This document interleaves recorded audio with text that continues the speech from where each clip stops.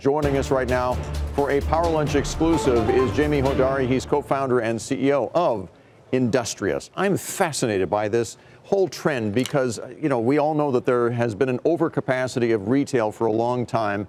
What do you do with these large malls that were built up over the last 30 to 50 years? You've got a possible answer here, huh? You think?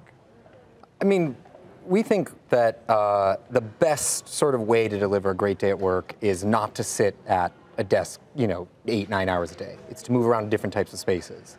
If you put a workplace in a mall, I agree with that. But why does it have to be in a mall? It could be in an office space. I think in another building. We're excited. We think that a mall provides the type of setting that that enables you to move around to more different types of space, more amenities, great food and beverage, et cetera. So, I mean, to start off, I'd say I think a mall is going to be a great place to work, independent of whether you got sort of space to fill in the mall or not. You've said recently that you want office spaces to be more like hotels. I cover hotels for CNBC. What exactly do you mean by that? Are we talking about a rooftop lounge, amenities that go beyond the gym? I think a lot of it is about amenities, that you're spending more and more time at the office and you've got to have all the sorts of things you need to have a great day at work. But it's also about service. To be taken care of at the office is an amazing feeling. And I think the best workplace providers are doing a better and better job of providing sort of hotel-style service at the office. When you've done these kinds of projects, what kinds of malls have you occupied, and whose stores have you taken over? Big stores, small stores, department stores? This is the first. This is the first time we're doing it. And you replaced a Barney's, right? Yes, and it's a Barney's in Scottsdale, Arizona. Yeah. So are there certain malls that actually work for this model and others that don't? There's an experimental component. We're going to learn over time. One thing that we feel pretty confident about is urban malls. This one's in the heart of Scottsdale, a mall in the heart of Santa Monica, Walnut Creek, places like that. We feel particularly confident about, but we're excited to experiment with more suburban malls as well. And the employees are who? I mean, it's a shared space by who? Startups, tech people?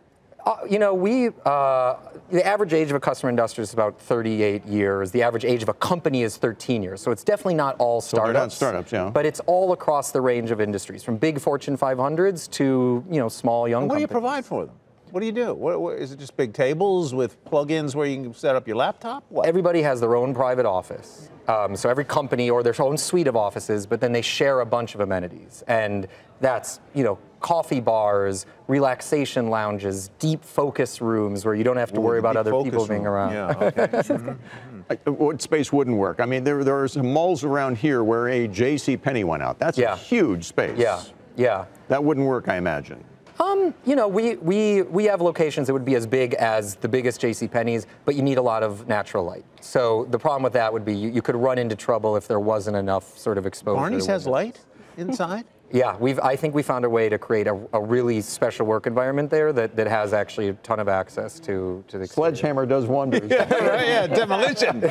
Spell that D-E-M-O. Fascinating about this business model, co-working in general, is that there's one big player, and that's WeWork.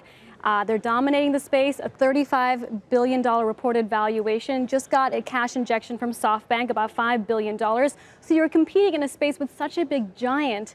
How do you do that? And will the presence of WeWork limit your ability to grow?